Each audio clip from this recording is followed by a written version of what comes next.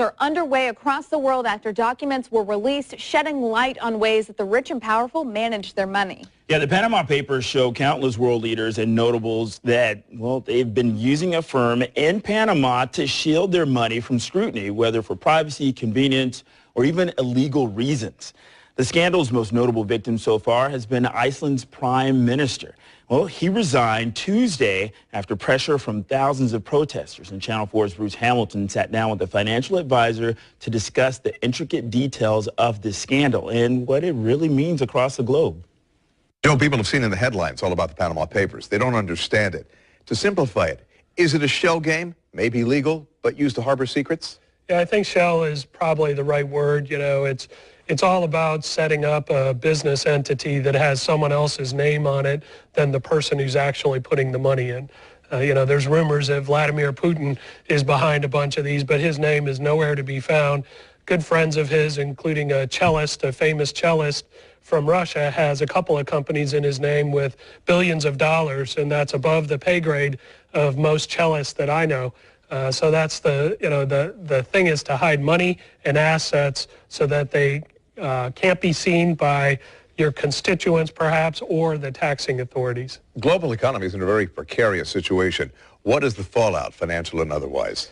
Yeah, there's a lot of implications here. You know, we've already seen the Prime Minister of Iceland step down because he had a lot more wealth than most of the voters in Iceland realized, and he pretended to be suffering along with them during the housing crisis and things like that, when in reality he had $1 billion stashed away in a company set up by the Panamanian firm that's kind of the center of the firestorm here. I was going to ask you, is this part and parcel of some of the things that brought down the housing market here in the U.S.? I know it did in the UK as well. Yeah, it could be, you know, and as far as directly causing the housing crisis, it was that, you know, there was too much easy money out there. And with all that easy money out there, people were buying houses they couldn't afford.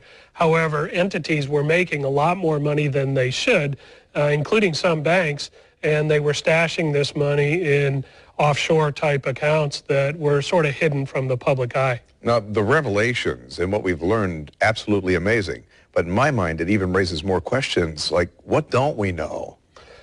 Yeah, you're right. I mean, we're talking about 11.5 million documents here, and there's been 400 journalists that have spent a full year digging through this stuff, and that's just from one law firm. And granted, they may or may not be the largest law firm that does this, and there's entities all over, you know, Central America that draw these things up. So far, there hasn't been that many Americans implicated, but who knows what's going to bubble up. There's a lot more to come. I was going to ask, are the key words there, so far? So far, for sure. And one thought is that perhaps there'll be an international consortium to try to prevent this sort of thing. The problem is that there's a lot of politicians in other countries that are directly involved.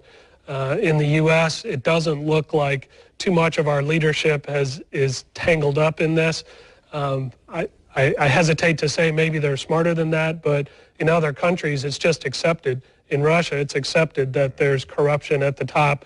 And so what if, you know, the politicians are wearing $500,000 watches? People are just used to that. Yeah, they're used to that. Joe Krier, thanks for your perspective. Good seeing you.